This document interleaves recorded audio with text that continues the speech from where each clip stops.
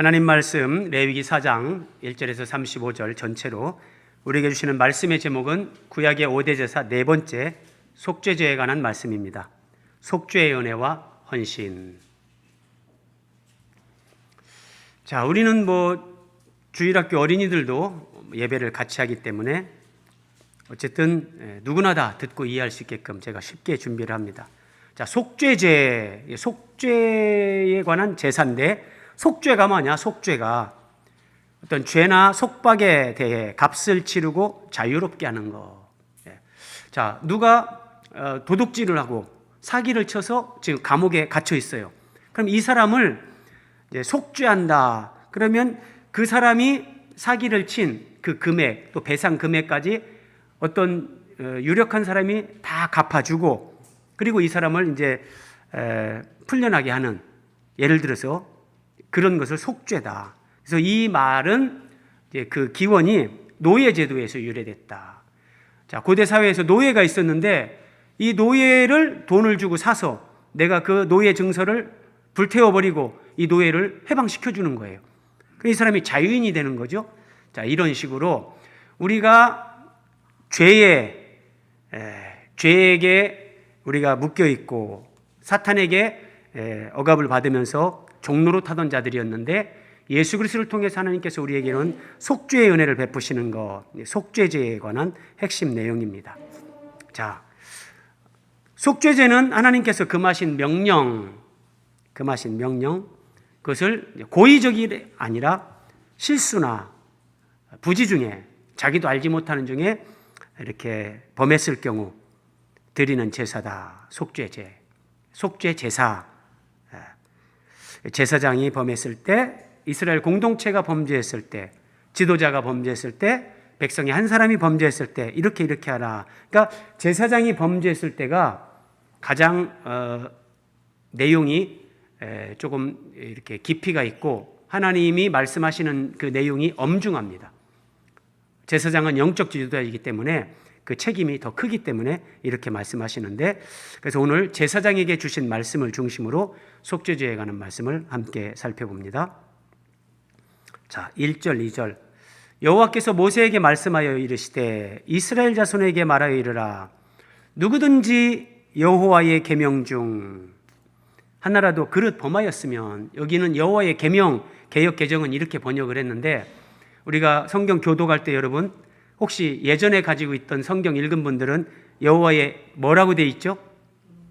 금령이라고 되어 있습니다. 금령. 이런 의미예요. 계명은 두 가지로 요약을 할 수 있습니다. 무엇을 하라, 무엇을 하지 말라. 이게 하나님의 계명인데, 그 중에서 여기에서 이 계명은 무엇을 하지 말라라고 말씀하신, 하나님께서 금하신 법령, 금령이다. 금령. 예를 들어서 에덴 동산에서 다른 것은 너희들 마음대로 임의대로 먹되 선악을 알게 하는 나무의 열매는 먹지 말라. 이 금령을 주신 거예요.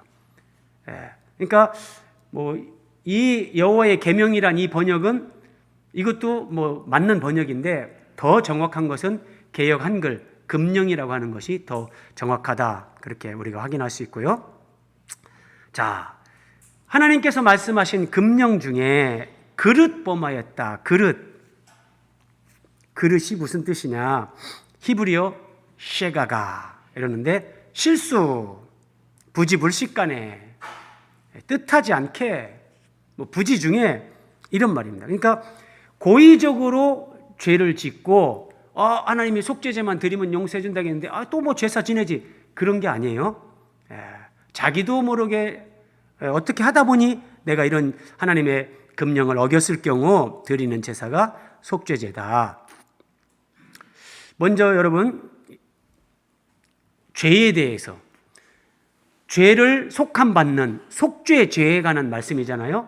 그래서 성경이 우리에게 말씀하시는 성경적인 죄의 개념, 성경적으로 죄가 뭐냐, 이걸 이해하는 것이 매우 중요합니다. 자, 여러분도 아마 비슷하게 여러분 아는 분들이라든지 복음을 전하면서 이런 부분 경험하신 분들 많을 거예요. 하나님을 인격적으로 만나지 못한 사람들, 예수 그리스도를 아직 이렇게 만나지 못한 사람들이 기독교 신앙을 접하려고 할 때 가장 어려워하는 것이 이거예요. 성경은 모든 사람이 죄인이다 이렇게 말씀하시는 거예요. 그런데 내가 왜 죄인이냐? 내가 왜 죄인이냐는 거예요. 나는 나름대로 정직하게 성실하게 착하게 살았는데 왜 내가 죄인이냐? 예. 그래서 여러분, 죄인이라는 것을 내가 깨닫는 건 하나님의 은혜가 임하지 않고는 그게 깨닫지 못하는 거예요. 고백되어질 수 없는 거예요. 자, 로마서 5장 12절에서 이렇게 말씀하십니다. 한 사람으로 말미암아 죄가 세상에 들어왔다. 이 한 사람이 아담이죠. 그리고 죄로 말미암아 사망이 왔다. 이와 같이 모든 사람이 죄를 지었다. 성경은 의인은 없나니 하나도 없다. 모든 사람이 죄인이다. 이렇게 말씀하십니다. 예외가 없어요. 예외가요. 아담의 후손으로 태어난 모든 인생은 죄인이에요. 그래서 예수님이 죄 없이 태어나시기 위해서 하나님의 아들이 정상적인 남자 여자의 결혼, 부부관계로 태어나는 것이 아니라 성령으로 잉태돼서 예수님이 태어나시는 거예요. 죄 없이 태어나기 위해서. 예. 모든 사람이 죄인이다. 그래도 나는 죄 없는데요. 이렇게 생각하는 분들이 세상에 많을 거예요. 그런데 모든 사람이 죄인이라는 거 명백한 증거를 한 가지 말씀드리면 그게 바로 죄가 세상에 들어오고 죄로 말미암아 사망이 들어왔다. 모든 사람이 죽는다는 거예요. 모든 사람이 죽는다는 것은 모든 사람이 불완전한 존재라는 것. 그 불완전함을 성경은 죄인이다 그래요. 죽음의 원인은 죄입니다. 그래서 이 죄 문제가 해결이 되면 죽음을 뛰어넘어 영생을 누리게 되는 거예요. 그러니까 이 죄를 알고, 그런데 일단은 내가 죄인이라는 것을 인정할 때 이 죄에서 해방될 수가 있는데, 여러분, 병에 걸린 사람이 중병에 걸렸지만 나는 괜찮아요. 병원 안 가요. 예, 나는 뭐 내가 집에서 쉬기만 하면 낫습니다. 방법이 없어요. 방법이. 일단은 내 몸에 지금 이런 중병이 발생했구나. 이걸 인정하고 의사를 찾아가야 고침을 받는 것처럼 하나님 앞에서도 똑같은 거예요. 자신이 죄인이라는 것을 인정할 수 있어야 된다. 그런데 한번 보세요. 이게 죄를 깨닫는다는 것이 얼마나 어려운가. 오늘 본문에 이렇게 나옵니다. 만일 이스라엘 온 회중이 이스라엘 전체 공동체가 여호와의 계명 중 하나라도 부지 중에 범하여 허물이 있을 경우, 설마 한 나라 백성 전체가 그렇게 죄를 지을 수 있을까요? 여러분, 우리가 이런 것은 뭐 지구촌에서 흔히 볼 수 있는 거예요. 자, 그런데 잘 보세요. 이스라엘 백성 전체가, 온 회중이, 공동체가 하나님 앞에 죄를 짓고 있어요. 그런데 스스로 깨닫지 못하다가, 전체가 죄를 짓고 있는데 깨닫기 어렵습니다. 왜냐하면 모든 사람이 다 같이 그렇게 살고 있는데 우리가 뭐가 잘못됐는데. 저는 여러분, 성경을 우리가 좀만 더 깊이 보면 창세기 11장에서 니므롯이 나옵니다. 니므롯. 세상의 최초의 영웅호걸 니므롯이 나오는데 성경은 그 니므롯에 대해서 뭐라고 얘기하냐면 특이한 사냥꾼이다 그래요. 특이한 사냥꾼. 이 특이한 사냥꾼이 어떤 의미냐? 영혼을 사냥하는 영혼 사냥꾼입니다. 사탄을 상징하는 거예요. 그래서 사람들은, 그리고 바벨탑을 쌓거든요. 그러니까 사람들은 이중 감옥에 갇혀 있는데, 첫 번째는 내 육체가, 원래 하나님이 사람을 창조할 때는 안 그랬는데 이제 아담이 범죄한 이후에 사람 속에 죄라는 게 들어왔어요. 그래서 이제 죄인으로 태어나는 인간은 이 육체 자체가 내 감옥입니다. 그래서 사람은 그 육체의 욕망의 지배를 받아요. 그리고 두 번째 감옥이 또 뭐냐면 이 세상이라는 큰, 내가 태어나서 살다가 내가 죽는 이 세상 자체가 감옥이에요. 사람은 이중 감옥에 갇혀서 신음해요. 자기 육체와 세상. 그래서 예수 그리스도를 믿고 우리가 구원을 받는다는 것은 자기 육체의 욕망, 그리고 이 세상의 가치 기준, 이런 것들을 치고 뚫고 올라가는 거예요. 이기는 거예요. 스스로 깨닫지 못해요. 내가 세상에 태어나서 그렇게 살면서, 자, 여러분 예를 들어서 이슬람권에서 태어난 사람이 어릴 때부터 그렇게 교육을 받으면서 성장을 해요. 그래서 자살 폭탄 테러를 시켜요. 그걸 죄라고 느낄까요? 아니에요. 오히려 알라 신을 위해서 나는 내 목숨을 버리면서 헌신하는 거다. 이렇게 잘못된 확신을 갖게 되는 거죠. 그래서 죄가 죄라는 것을 깨닫는 건 큰 은혜입니다, 여러분. 스스로 깨닫지 못하다가 그 범한 죄를 깨달으면 하나님의 어떤 은혜가 임하는 거예요. 그래서 그 범한 죄를 깨달으면 회중은 숫송아지를 속죄제로 드려라. 자, 또 보세요. 만일 족장이, 이건 종교 지도자가 아니라 일반 지도자들, 그러니까 뭐 공무원이라든지 정치 지도자들, 자, 뭐 오늘날로 하면 회사의 뭐 어떤 오너, 족장이 여호와의 계명 중 하나라도 부지 중에 범하여 허물이 있는데 그가 범한 죄를 누가 그에게 깨우쳐 주면 자기 스스로 못 깨달아요. 사람은 이거 못 깨달아요. 누가 그에게 당신 그거는 죄입니다. 깨우쳐 줘야 되는 거예요. 그러면 이 족장이 이렇게 죄를 깨달았을 때는 순염소로 하나님 앞에 예물을 드려서 속죄제를 드려요. 제사장이 범죄했을 때, 이스라엘 온 회중이 범죄했을 때는 수송아지. 또 보세요. 만일 평민의 한 사람이 여호와의 계명 중 하나라도 부지 중에 범하였거든 그가 범한 죄를 누가 그에게 깨우쳐 주면 똑같죠? 자기 스스로 못 깨달아요.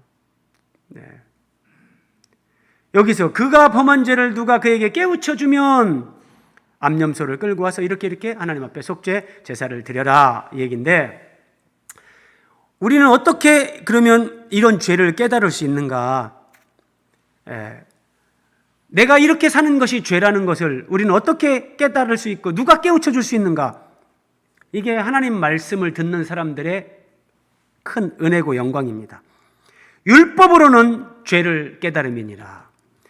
하나님 말씀을 바르게 가르치고 선포하는 교회 공동체에서 믿음 생활을 하면서 하나님 말씀을 바르게 듣고 배워가면 내 안에 지금 내가 살아가는 삶의 어떤 부분들이 하나님 앞에 죄인지 이걸 깨닫게 되는 거예요.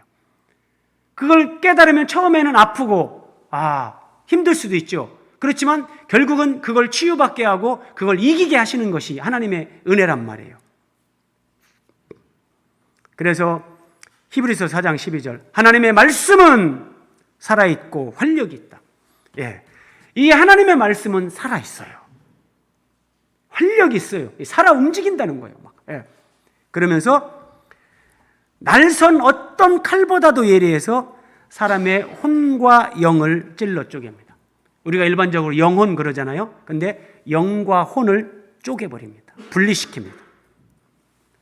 어마어마한 말씀이에요.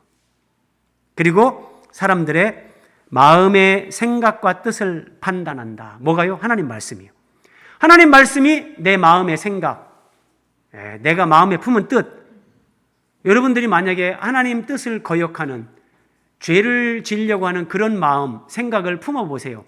그러면 성령님께서 계속 깨달음을 줍니다. 너 그러면 안 되지. 그런 생각은 아니지. 그 길로 가면 안 되지. 안 돼. 빨리 돌이켜. 그거 아니야. 마음의 생각과 뜻을 판단하면서 죄를 죄로 알게 하시는 겁니다. 이게 은혜라니까요. 그런데 한번 보세요, 여러분. 자, 사무엘이 태어날 때 엘리 제사장이죠. 자, 엘리가 대제사장으로 있을 때인데 사무엘이 엘리 앞에서 여호와를 섬길 때에는 여호와의 말씀이 희귀하여, 하나님의 말씀이 희귀했다. 정말 어둠에 빛을 비춰주는 그런 빛과 같은 하나님의 말씀, 진리와 생명의 말씀을 사람들이 듣고 접하는 것이 희귀한 시대, 이런 시대를 영적으로 암흑시대 그러는 거예요. 중세가 그랬던 것처럼. 그러면 여호와의 말씀이 왜 희귀하냐? 왜 하나님의 말씀을 우리가 정말 그렇게 말씀으로 빛비춤을 받고 내가 너에게 이른 말이 영이요 생명이라 그러셨는데, 영이요 생명인 하나님의 말씀을 왜 하나님의 백성들이 충만하게 그렇게 듣지 못하고 먹지 못하는가? 1차적인 책임은 말씀을 전하는 지도자들에게 있습니다. 미가서 3장. 그들의 우두머리들은 뇌물을 위하여 재판하며 그들의 제사장은 싹을 위하여 교훈하며. 제사장이 돈을 위해서 가르치고 제사장 사역을 감당하고 있다는 거예요. 선지자는 돈을 위하여 점을 치면서도. 자, 이렇게 말씀을 선포하는 오늘날 이 시대의 설교자들이 설교를 하는데 돈을 위해서 그걸 염두에 두고 설교한다는 거예요. 그러면 사람들이 듣기 좋은 소리를 해야 돈이 많이 나오지 않겠습니까? 막 죄를 지적하면서 회개하라! 하나님의 심판이 말 거다 그러면 뭐야 이거? 다 떠나고 돈이 안 되는 거죠. 그래서 선지자는 돈을 위하여 점을 치면서도 하나님 앞에 받은 말씀, 하나님이 기록해서 주신 그 진리의 말씀을 그대로 전하는 것이 아니라 마치 점쟁이가 점을 치면서 사람들에게 돈을 내놓고 가게 하는 것처럼 그런 식으로 한다는 거예요. 여러분 얼마나 무섭습니까? 제사장 선지자가 이렇게 돈 때문에 타락하면 여호와의 말씀이 그 시대에 희귀해지는 겁니다. 이것이 영적 타락, 암흑. 그러면 백성들은 죄를 죄로 인식하지 못합니다. 그러면 하나님 앞에 고침받을 길이 없어요. 고침받을 길이 없다는 거예요. 자, 죄에 대해서 매우 중요한 거예요. 여러분이 다 아실 수 있지만 한 번 더 머리에 입력하시면 좋습니다. 죄, 구약 성경에 기록된 히브리어로 이 죄는 하타 그러면 하타, 길을 빗나가다, miss the way 그래가지고 그러니까 그 길을 미스했다, 길을 놓쳤다 그런 의미예요. 자, 신약 성경에 기록된 헬라어로는 하마르티아, 이게 죄입니다. 목표에서 빗나가다. 길에서 빗나가고 목표에서 빗나가는 거예요. 하나님이 사람을 하나님의 형상대로 창조하시고 하나님은 그들이 이렇게 살아가면 좋겠다. 하나님이 정하신 길이 있고 하나님의 기대가 있고 목표가 있었어요. 그런데 사람들이 하나님의 길에서, 하나님의 기대와 목표에서 빗나간 거예요. 그러면 사람들은 어떻게 삽니까? 내 생각대로, 내 마음대로 삽니다. 내 인생은 나의 것, 내 인생은 나의 것. 내 인생 내 건데 내 맘대로 사는데 뭐가 잘못됐습니까? 하나님 앞에서 내 생각대로 내 맘대로 사는 것이 죄입니다. 그러면 인간에겐 자유가 없단 말입니까? 아니, 자유가 있어요.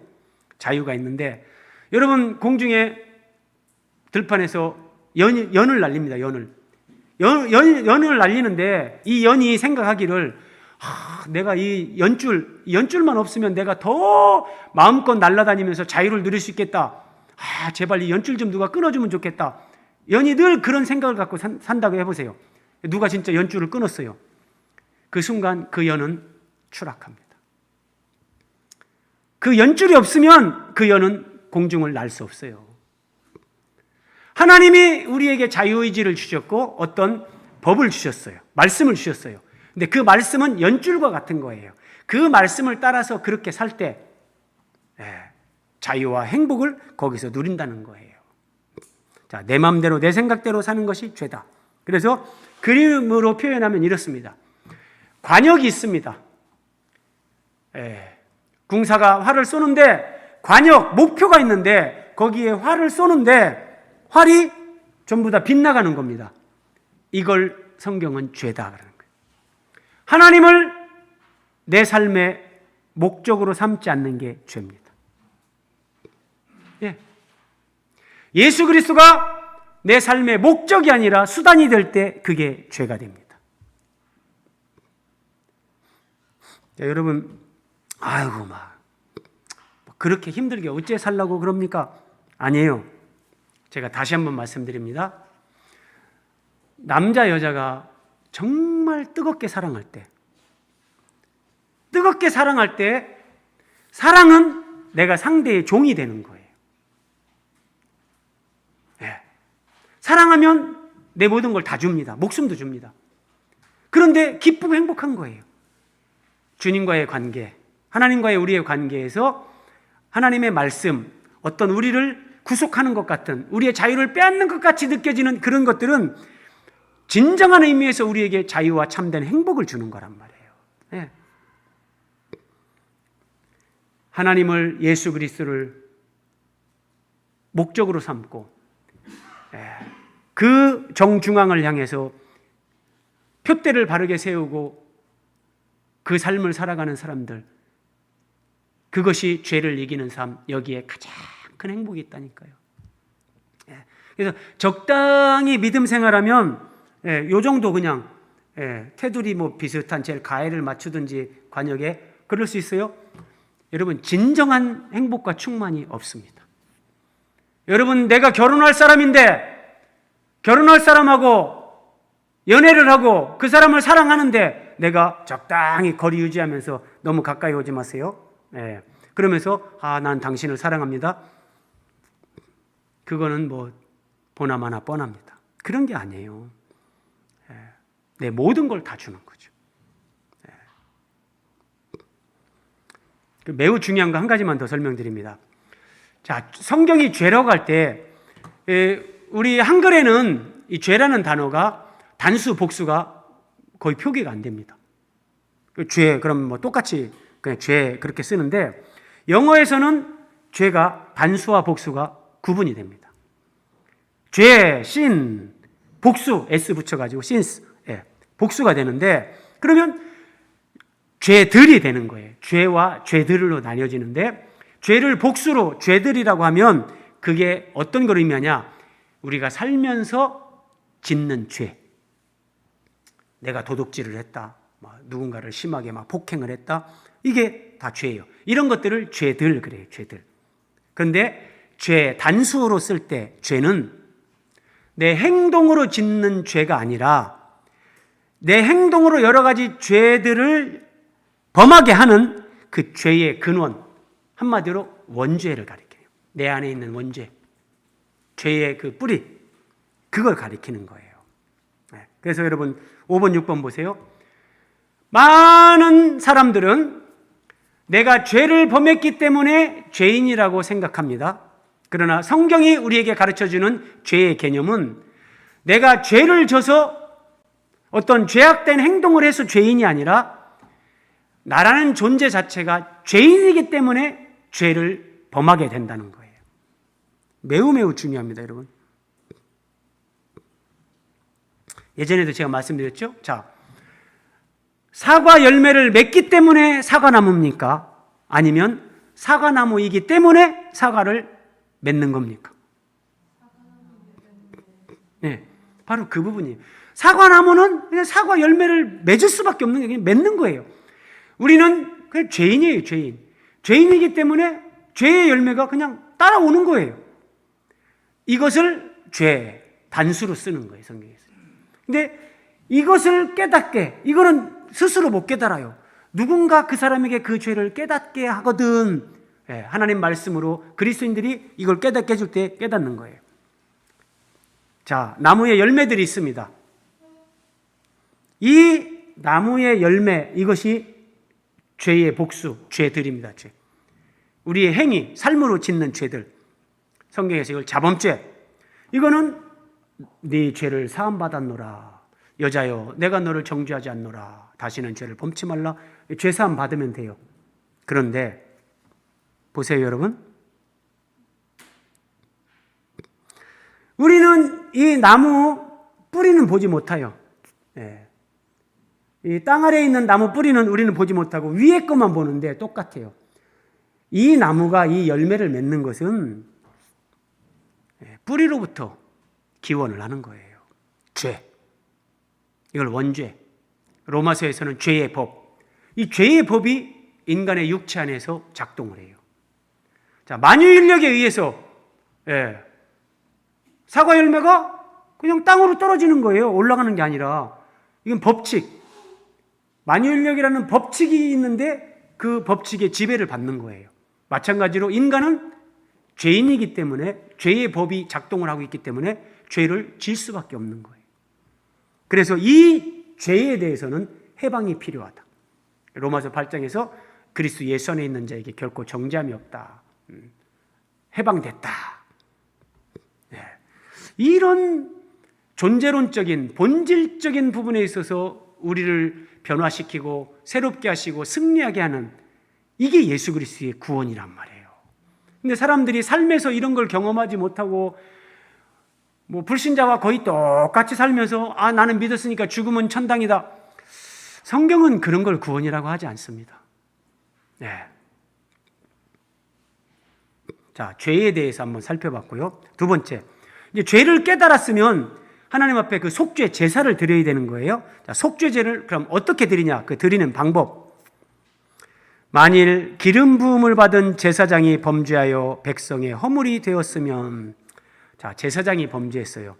매우 중대한 거예요. 그래서 제일 먼저 언급을 하세요. 영적 지도자가 죄를 지면, 예를 들어서 한 지역교회의 담임 목사가 죄를 지면 그 공동체의 교인들이 그 영향을 직접적으로 받게 됩니다. 네. 무서운 거예요. 그래서 제사장의 범죄를 하나님이 제일 먼저 말씀하시는 거예요. 한번 사례를 설명드려 볼게요. 다윗이 이제 사탄의 충동을 받으면서 자기 마음속에 약간의 교만이 올라오면서 조금 우쭐한 마음이 들었어요. 그래서 우리 인구가 얼마나 되는지, 군사력이 얼마나 되는지 인구조사를 해야 되겠다. 인구조사를 시켰어요. 인구조사 자체가 나쁜 게 아니라 우리의 군사가 얼마나 되는지, 우리의 힘이 얼마나 되는지 그거를 확인하고 이렇게 막 자긍심을 더 갖고 싶어서 그런 마음으로 인구조사를 하기 때문에 하나님 앞에 죄가 되는 거예요. 이에 그 인구조사 그것 때문에 여호와께서 이스라엘 백성에게 전염병을 내리심에 이스라엘 백성 중에서 죽은 자가 7만 명이었더라. 인구조사라는 죄를 행한 것은 다윗. 자, 다윗도 기름 부음을 받은 사람이잖아요. 기름 부음을 받은 제사장이 범죄하였을 경우 한 사람이 하나님 앞에 죄를 졌는데 백성 중에서 죽은 자가 7만 명입니다. 영적으로 이런 것들이 실제 있다니까요. 그래서 야고보는 형제들아 너희는 선생된 우리가 더 큰 심판을 받을 줄 알고 선생이 많이 되지 말라. 저는 살면서 하나님이 나같이 부족하고 연약한 이런 존재를 목사로 불러서 이 하나님 말씀을 선포하는 이런 직분을 주셨다는 게 저는 너무너무 감격스럽고 평생 감사해요. 그래서 정말 죽을 때까지 하나님 앞에 하나님 보시기에 참 바르게 살아야 된다 이런 다짐을 한 번씩 하는데, 그런데 진짜 교회에서 영적 지도자, 그래서 여러분 장로님들, 권사님들 전부 다 똑같아요. 내가 그냥 직분만 받아놓고 하나님 앞에 그 책임이 따르는 삶을 살아내지 못하면 나중에 더 큰 심판이 있어요. 무서운 거예요. 그래서 선생이 많이 되지 말라 그러는 거예요. 교회에서 뭐 직분을 타먹거나 마치 그것이 계급처럼 생각하면서 내가 높아지려고 한다거나 그렇게 돼서 목사가 되면 자기만 죽는 게 아니라 많은 사람을 죽입니다. 그 하나님의 무서운 심판을 감당하기 어렵다는 거예요. 자, 그러면 제사장이 기름 부음 받은 제사장이 범죄했을 때 어떻게 속죄제를 드려야 되는가? 그 수송아지를 가지고 옵니다. 수송아지를 회막문 여호와 앞으로 끌어다가, 자, 회막문 여호와 앞으로 끌어다가 성막이죠. 자, 성막 울타리가 있고 여기 성소, 지성소, 성소가 있는 여기 그 앞에 이제 물두멍이 있고 번제단이 있죠. 자, 번제단 이쪽으로 끌고 오는 거예요. 회막문 여호와 앞으로 끌어다가 그 숫송아지의 머리에 안수하고, 앞에서 안수는 우리가 몇 차례 살펴봤는데 이렇게 송아지에게 안수하는 거예요. 그러면 안수의 의미는 일체, 연합, 그 짐승과 내가 하나가 되는 거죠. 그래서 내 죄가 이 소에게 전가가 되는 거예요. 그래서 이 소가 죽을 때 나도 죽는 것이 되고 소의 죽음으로 내 이제 죄에 대한 어떤 그런 책임이 면해지는 이 안수의 의미. 그리고 여기서 다시 한번 보세요. 그것을, 그러니까 수송아지를 여호와 앞에서 잡을 것이요. 여러분, 수송아지는 누가 잡을까요? 자, 제사장이 잡습니다. 그런데 지금 이 제사장이 죄를 졌어요. 그렇죠? 그럼 죄를 진 제사장이 수송아지를 잡을까요? 우리 이 성경만 보면, 개역, 개정 이것만 보면 뭐 그냥 제사장이 나오니까 뭐 명확하게 이 뭐지? 누구지? 헷갈릴 수 있어요. 그래서 여러분들이 그럴 수 있을 것 같아서 제가 현대어 성경을 준비했습니다. 죄를 범한 제사장은 만남의 장막 문간 여호와 앞으로 그 소를 끌고 와 그 머리 위에 손을 얹은 다음, 안수하는 거죠. 안수한 다음 여호와께서 보고 계시는 앞에서 그 소를 잡아라. 소를 잡는 것까지는 죄를 범한 제사장이 하는 거예요. 내가 죄 졌으니까 내가 이 소를 죽이면서 아이고 내가 죽어야 되는데 이 소가 대신 죽는구나. 예수님의 십자가를 깨닫게 하는 거죠. 제가 이 자료를 찾다가요, 여러분 이렇게 송아지가 있어요. 근데 축사에 이제 소가 있는데 진짜 이 소를 이제 그 도축하기 위해서 뭐 사람들이 가면요, 소는 벌써 안 돼요. 한번 보세요, 여러분. 소가 알고 이제 우는 거예요. 진짜 눈물을 흘려요. 소의 눈이 얼마나 막습니까? 그죠? 그래서 소랑 같이 조금 일하고 살아도 정이 들어가지고, 예, 촌에서 어릴 적 큰 사람들은 그런 경험이 다 있을 거예요. 예, 아마 강아지 못지않게 소도 진짜 그런 막 정이 듭니다. 너무 소도 착하거든요. 근데 이 소가 죽이려고 하면 소가 벌써 아는 거예요.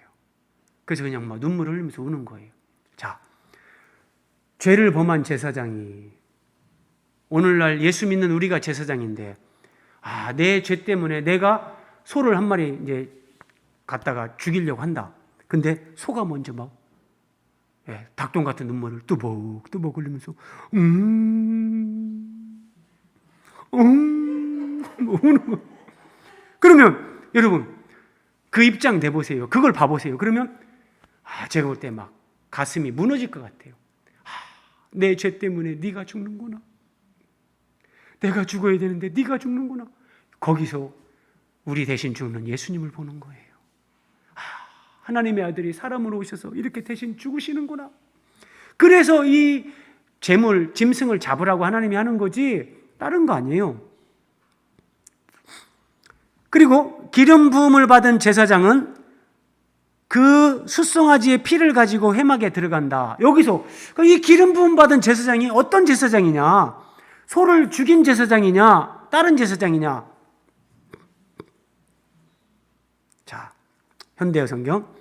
그러면 기름 부음을 받은 다른 제사장이, 소를 죽이는 것은 죄를 범한 제사장이 거기까지 해요. 그 다음에 기름 부음을 받은 다른 제사장이 그 소의 피를 받아서 만남의 장막, 성막, 회막 안으로 들어가서 이제 이 안으로 들어가는 거예요. 들어가서 그 제사장이 손가락에 그 피를 찍어, 손가락에 피를 찍어. 여러분 보세요. 이 제사장의 손에 지금 여기 피를 그릇에 담아서 손에 피를 묻히는 거예요. 이렇게 손가락에 피를 묻혀가지고 피를 뿌리는데 어디다 뿌리냐? 여호와 앞. 하나님은 지성소에 법궤로 하나님의 임재가 상징되잖아요. 그러니까 그 지성소 앞에, 성소와 지성소 사이에 뭐가 있죠? 휘장이 있잖아요. 그러니까 여호와 앞 곧 성소의 휘장 앞에 7번 그 피를 뿌려라. 7번 뿌려라. 이것도 처음에 보면 헷갈릴 수 있어요. 성소에 들어갈 때도 휘장이 있는데, 그리고 지성소와 성소 사이에도 휘장이 있는데, 이 어떤 휘장인가? 그럴 수도 있는데, 세번역 성경에 보니까 이런 설명이 나와요. 휘장 앞에 동그라미 기역이 있잖아요. 그리고 뒤에 슬래시하고 설명이 나와요. 지성소와 성소를 구분하려고 친 것. 그러니까 바로 지성소 앞에 있는 휘장을 얘기합니다. 이렇게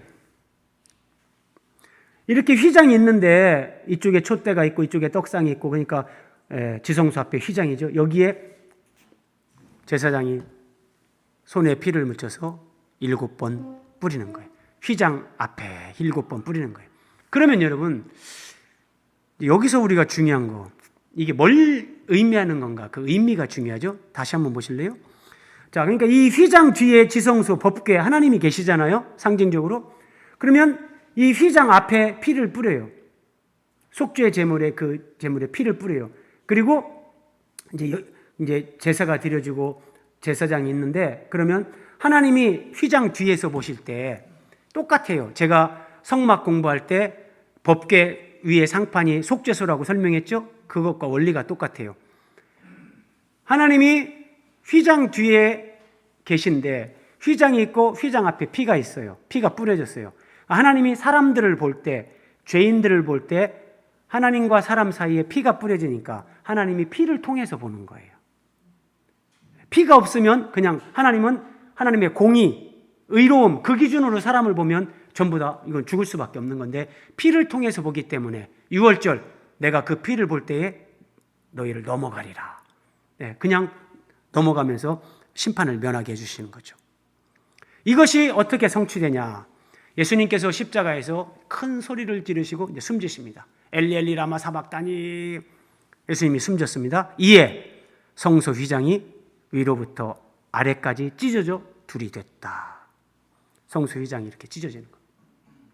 자, 예수님이 골고다 언덕에서 이렇게 못 박히고 성소 휘장이, 예수님이 죽으시면서 성소 휘장이 찢어졌어요. 그러면 이쪽 안쪽에 하나님의 법궤가 있잖아요. 하나님과 사람들 사이에 막혔던 담이 예수 그리스도의 죽음으로 이게 딱 열리는 거예요. 이게 성소 휘장이 찢어지고 둘이 됐다는 거, 이걸 의미하는 거예요. 히브리서 10장, 그러므로 형제들아 우리가 예수의 피를 힘입어 성소에 들어갈 담력을 얻었나니, 여기 성소는 지성소죠. 하나님이 계신 곳. 우리가 예수의 피를 힘입어서 하나님 앞에 나갈 수 있게 됐다, 그 얘기예요. 근데 우리가 하나님 앞에 나가는 그 길은 우리를 위하여 휘장 가운데 열어놓으신 새로운 길이다. 그 길은 우리를 위하여 휘장 가운데, 지금 휘장 쫙 열었잖아요. 휘장 가운데 열어놓은 이 새로운 길이다. 그런데 이 휘장은 곧 예수 그리스도의 육체다. 예수님의 육체가, 몸이 십자가에서 찢기는 거예요. 못 박히고 결정적으로 창으로 찔르죠. 그러니까 옆구리에 창이 팍 찔리면서 물과 피를 쏟으면서 예수님의 몸이, 육체가 찢어지는데, 예수님의 몸이 찢기는 그것이 하나님과 사람 사이를 가로막고 있었던 이 휘장이 찢어지는 거예요. 그래서 휘장은 곧 그의 육체니라. 휘장 앞에 피를 7번 뿌려라. 왜 이런 말씀을 하시냐? 지금 이걸 하나님이 속죄제에서 계시하고 있는 거예요. 하나님은 정말 위대한 교육자십니다. 7번 뿌려라. 왜 7번일까요? 그냥 성경에서 7은 완전수니까 맞죠. 근데 그 7이 왜 완전수냐? 여러분 기억나십니까?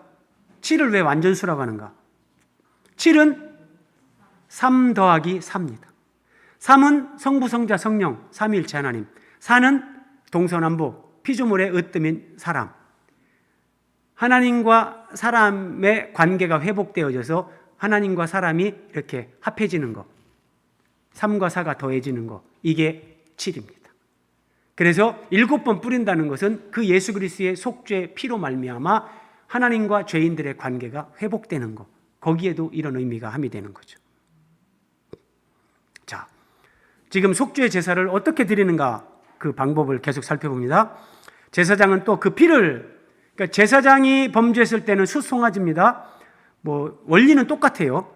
자, 그 피를 여호와 앞, 곧 회막 안, 향단 뿔들에 바르고, 두 번째입니다. 송아지를 죽인 다음에 지성소 휘장 앞에 7번 뿌렸는데, 그 다음에는 그 피를 회막 안, 향단 뿔들에 바르고. 자, 지금 이렇게 있어요.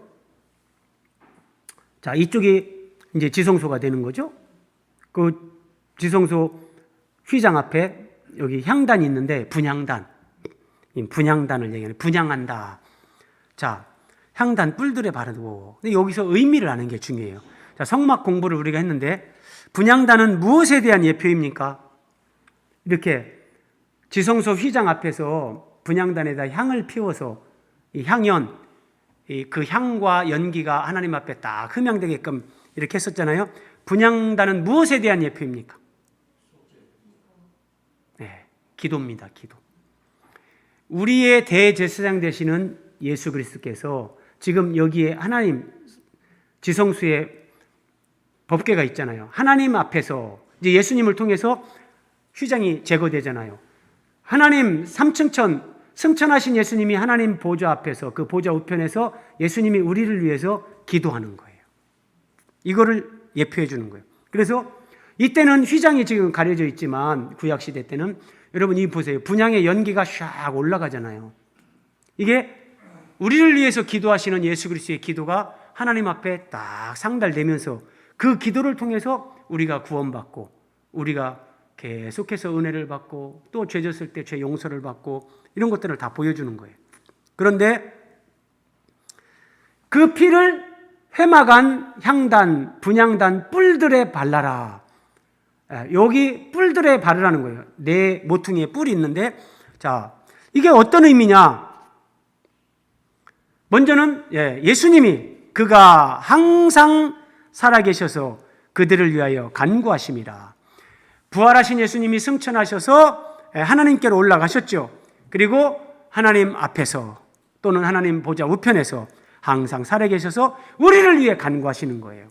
여러분, 우리가 오늘 예배당 이 자리에 나와 있는 거, 우리가 예수 그리스도를 믿게 된 거, 하나님을 아버지라 부르는 거, 여러분 이건 우주에서 가장 큰 기적이고 놀라운 일이에요. 근데 그것이 그때 내가 교회 가가지고 예수님 만났지, 그게 아니라 우리가 예배당에 오기 전에 먼저 예수님이 우리를 위해서 그렇게 간구하셨다니까요. 그 기도의 응답으로 하나님이 우리를 거듭나게 하시고 예수님을 믿는 사람이 되게 하셨다는 거예요. 이런 걸 깨닫는 게 이제 믿음이 성숙해 가는 거죠. 그런데 여러분, 제사장이 지금 죄를 졌잖아요. 자, 이스라엘 백성들 전체가 죄를 질 수 있어요. 족장이 나름대로 사회적으로 지위와 위치가 있는 사람이 죄를 져요. 백성 중에 한 사람이 죄를 져요. 그러면 하나님을 믿는 사람이 죄를 지면 어떻게 되냐? 베드로전서 3장 7절입니다. 남편들아, 이와 같이 지식을 따라 너희 아내와 동거하고 그를 더 연약한 그릇이요 또 생명의 은혜를 함께 이어받을 자로라 귀히 여기라. 아내를 귀히 여기라는 거예요. 남편을 귀히 여기라는 거예요. 이는 너희 기도가 막히지 아니하게 하려 함이라. 하나님을 믿고 우리가 예수 그리스도 안에서 구원을 받았는데 나도 모르게 부지 중에 어떻게 하다가 뭔 죄를 졌어요. 그러면 그 죄 문제가 해결이 되지 않으면 기도가 막힌다. 처음에는 뭐 별 못 느낄 수도 있죠. 근데 이것이 여러분들이 그냥 간단하게 얘기하면 여러분들이 뭐 주일 예배를 한 번 빠지고 두 번 빠지고 처음에는 내가 이렇게 빠지면 안 되는데 뭐 이런 마음이 막 들죠. 근데 그것이 2달, 3달 되고 한 1년 가보세요. 아이고 뭐 이제는 주일날 예배 가야 된다는 생각이 안 들어요. 그러면서 이제 그렇게 무뎌져요. 그러면 어떤 부분에 문제가 생기냐면 내 영혼이 내가 영적으로 주님 안에서 막 늘 충만하고 살아있고 늘 세밀하게 주님과 함께 동행하고 이런 것들이 무뎌지면서 이게 그런 영적 예민함, 그런 은혜를 거의 상실해요. 거의 상실해요. 그래서 성령을 소멸하지 말라. 성령께서 우리 마음 안에서 너 그러면 안 되지. 그래도 하나님 중심, 예배 중심으로 살아야지. 너 왜 자꾸 하나님 앞에 그렇게 사는데? 뭐 여러 가지 깨닫게 하는 게 있어요. 근데 그런 부분에 내가 계속해서 성령의 음성에 순종하지 않을 때 기도가 막힌다. 하나님과의 관계에서 뭔가 답답해지고 어려워지는 거예요. 그러니까 분향단, 여기 보세요. 이 지금 제사장이 분향단 네 뿔에 피를 바른 거예요. 피를 가져가서. 이 피를 바른다는 것은 우리가 죄를 짓고 하나님 앞에서 뭔가 움츠러들고 하나님 앞에서 뭔가 떳떳하지 못하고 하나님과의 관계에서 성령을 근심하게 하면서 내 영혼에 뭔가 그런 무겁게 눌린 것 같은 그런 것들이 있었는데 예수 그리스도의 구속의 피, 그 피가 여기에 발라지는 거예요. 그래서 예수님이 우리를 위해서 기도하시는 그 기도로 말미암아 우리의 하나님 아버지와의 관계, 그 기도가 다시 회복되게 해주신다. 이 의미예요. 그래서 지성소 앞에, 휘장 앞에 7번 피를 뿌리는 것뿐만 아니라 분향단 네 뿔에 피를 발라라. 자, 마지막 한 가지만 더 살펴봅니다. 그러면 저는 말씀을 준비하면서 오늘날의 속죄 제사는 어떻게 드리는가? 구약시대 때는 뭐 소를 잡거나 염소를 잡거나 해가지고 그 피를 뭐 휘장 앞에 7번 뿌리고 또 그 피를 분향단 네 뿔에 바르고 뭐 이런 식으로 했단 말이에요. 그러니까 오늘날 우리는 짐승 안 잡잖아요. 우리는 피 안 뿌리잖아요. 그러면 이 말씀이 오늘날 우리가 살면서 나도 모르게 어떤 죄를 졌을 때, 그러면 우리는 어떻게 속죄 제사를 드리고 하나님 앞에 이런 죄사함을 받을 수 있는가? 레위기 5장 15절까지도 사실은 속죄제에 관한 말씀이에요. 시간 관계상 거기는 언급을 안 하는데, 근데 레위기 5장 5절에 이런 말씀이 나와요. 이 중 하나의 허물이 있을 때에는, 자, 이제 자기 죄를 깨달았어요. 그럼 어떡하냐? 내가 잘못하였노라 자복하고, 하나님 앞에 하나님 제가 잘못했습니다. 또 사람들 앞에 잘못했을 때 내가 잘못했습니다. 미안합니다. 잘못하였노라 자복하는 거예요. 매우 매우 중요한 거예요. 자복하고. 이것을 오늘 우리에게 적용하면 요한일서 1장 9절, 만일 우리가 우리 죄를 자백하면 그는 미쁘시고 이로사 우리 죄를 사하신다. 우리를 모든 불의에서 깨끗하게 하신다. 여러분, 구원파라는 이단 아시죠? 거기서는 죄사함 거듭남의 비밀 그러면서 한 번 구원받았는데 우리는 죄 없다. 구원받았다고 하면서 하나님 저는 죄인입니다. 이 죄인을 용서해 주십시오. 이런 식으로 하는 사람은 아직 구원받지 못한 거다. 이렇게 얘기하는데, 그러니까 그 사람들은 구원받은 이후로 죄를 자백하는 거 이런 거 못합니다. 그들이 가르치는 교리가 그렇기 때문에 죄를 자백하지 않으면 이게 얼마나 교만하고 얼마나 답답하고, 우리는 용서받은 죄인이지 우리가 죄가 없는 의인은 아니잖아요. 구원받았어도. 그래서 누가 그 죄를 깨닫게 하거든 하나님 앞에 우리는 예수 그리스도의 이름으로 자백하는 거예요. 하나님, 제가요 이렇게 작년부터 이제 걷는 거를 하는데, 한 몇 달 전에 혼자 걷는데 어릴 때가 생각났어요.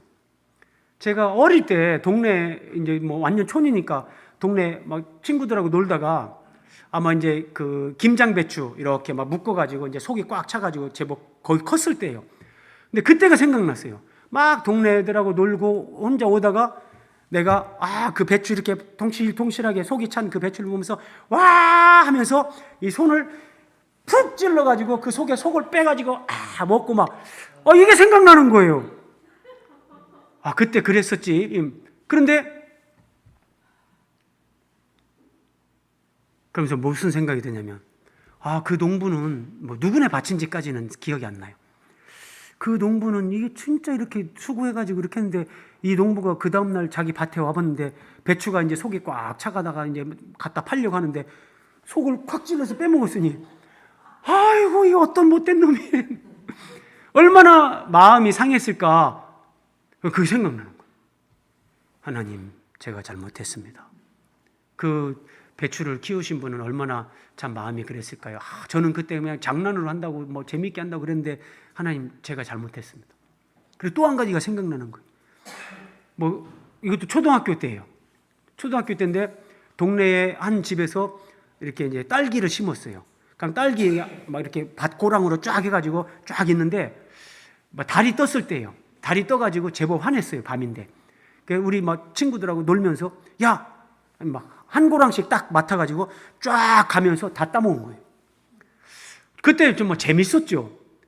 근데 이게 생각나면서 만약에 그 다음날 그 딸기를 재배한 분들이 와서 봤다면 이게 막 훑어가면서 다 따먹었으니까 와 얼마나 그분은 그런 막 충격을 받고 나는 재미로 했는데 이 누군가에게 정말 큰 잘못을 했구나 이런 게 생각나는 거예요.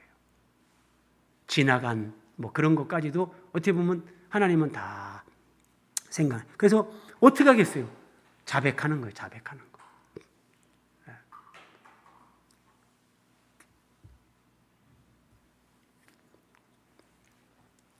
그리고 자백하는 것으로 끝나는 것이 아니라 매우 매우 중요한 한 가지를 우리에게 또 말씀하십니다. 그 수송아지의 가죽과, 송아지를 잡았죠? 송아지의 가죽과 그 모든 고기와 그것의 머리와 정강이와 내장과 똥, 곧 그 송아지의 전체를, 물론 이제 그 내장에 붙은 기름, 내장에 덮인 기름, 이런 것들은 화목제와 같이 이제 하나님 앞에 불태워서 드립니다. 근데 그거 빼고 그 일부를 뺀 그 송아지의 전체를 진영 바깥, 재 버리는 곳인 정결한 곳으로 가져다가 재 버리는 곳에서 불사를 지니라. 그러니까 속죄제의 제물, 짐승은 뭐 기름이라든지 일부만 떼서 하나님 앞에 불태워서 화제로 드리고, 그 전체라고 할 수 있는 뭐 고기라든지 막 이런 것들, 그 대부분의 전체를 진영 바깥 재버리는 곳에서 불사른다. 보세요. 번제는 예수 그리스도의 완전한 순종과 희생을 예표하는 거죠. 근데 거기서는 번제 제물은 짐승의 가죽만 제사장을 갖게 했어요. 그리고 전체를 불살라서 하나님 앞에 바쳤어요. 이것은 예수 그리스도의 그 완전한 삶, 전적인 그 삶이 하나님이 받으실 만한 그런 삶이 된다. 이걸 예표하는 거고요. 제가 이거를 정리하다가 진짜 또 한 가지가 뭐가 딱 연결이 되더라고요. 왜 그럼 가죽은, 왜 짐승의 가죽, 레위기 7장 8절에 보면 그 번제물의 가죽은 제사장이 취할 것이요, 뭐 이런 말씀이 있는데, 그러고 보니까 예수님이 하나님 앞에 전적으로 막 몸짓고 피 흘려 모든 걸 다 드렸잖아요. 근데 예수님의 옷은 거기에 십자가에 그 예수님 죽이던 사람들이 가져간 거예요. 자, 어쨌든 동그라미 2번. 속죄제는 내장에 붙은 기름 등 일부만 번제단에서 불사르고 속죄 제물의 대부분을 진영 바깥 재버리는 곳에서 불사르게 하셨다. 이거 왜 그럴까?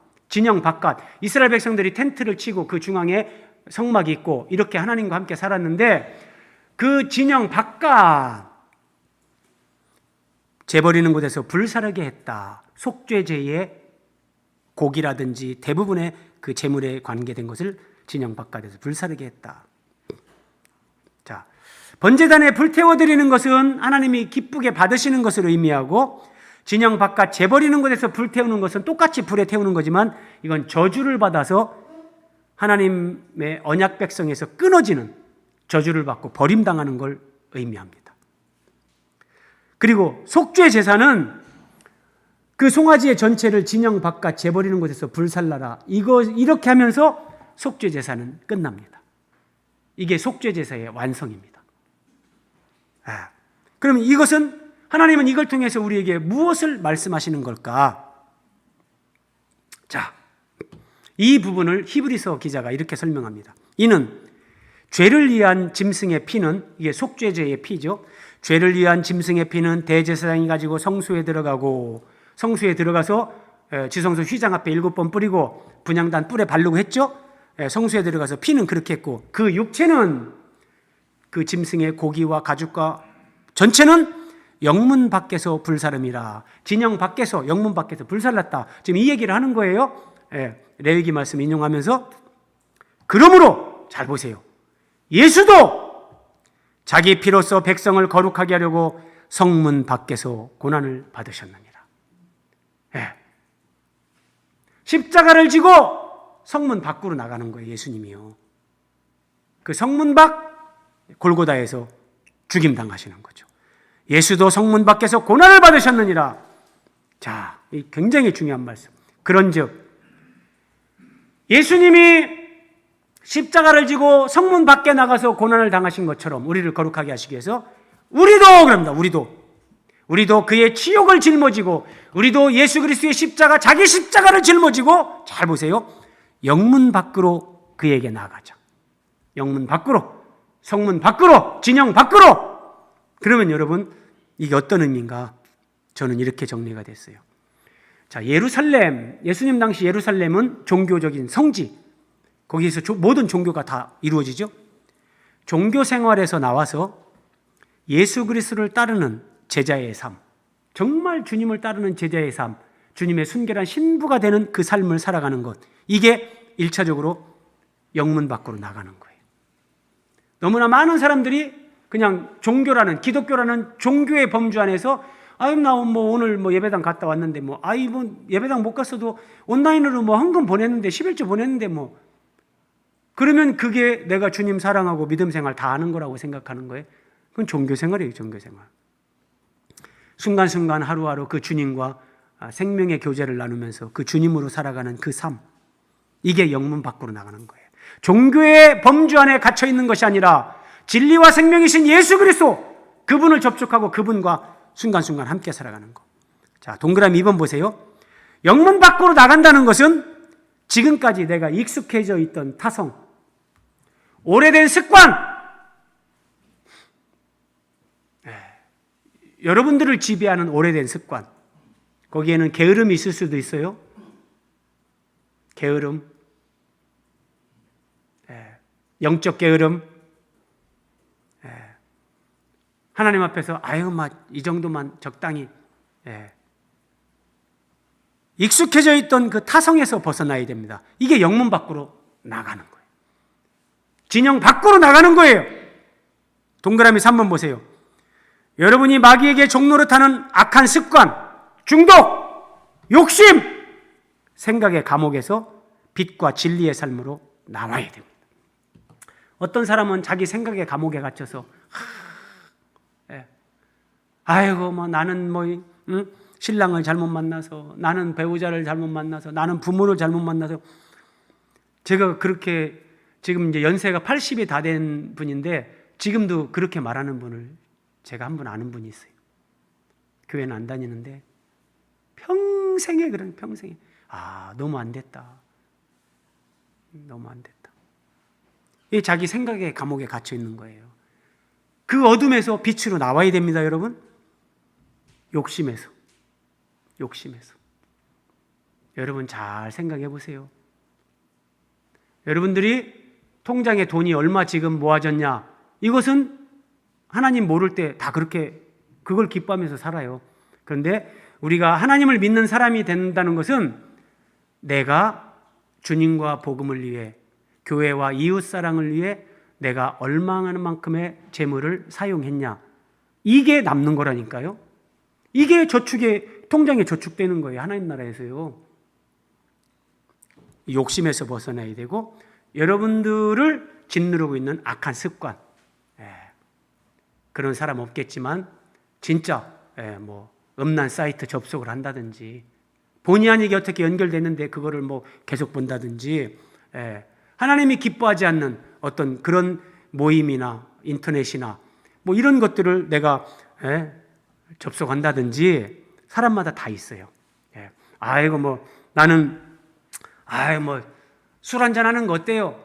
저도 술 한잔 하는 거를 죄라고 생각 안 합니다. 그러나 내가 정말 술을 먹지 말아야 되는데도 내가 술이 좋아서 먹는다면 그건 죄입니다. 술에 지배를 받는 거예요. 담배도 마찬가지예요. 저는 담배 피는 사람들 보고 담배 끊으세요, 이런 유치한 말 안 합니다. 그런데 내가 내 건강을 생각해서 또 덕을 생각해서 담배 피면 안 된다. 그런데 내가 끊고 싶어도 끊지 못해요. 그건 담배에 내가 지배를 받는, 하나님의 지배를 받는 게 아니라 담배의 지배를 받는 거예요. 그거는 무서운 거예요. 그러면 결단하고 거기서 나와야 되는 거예요.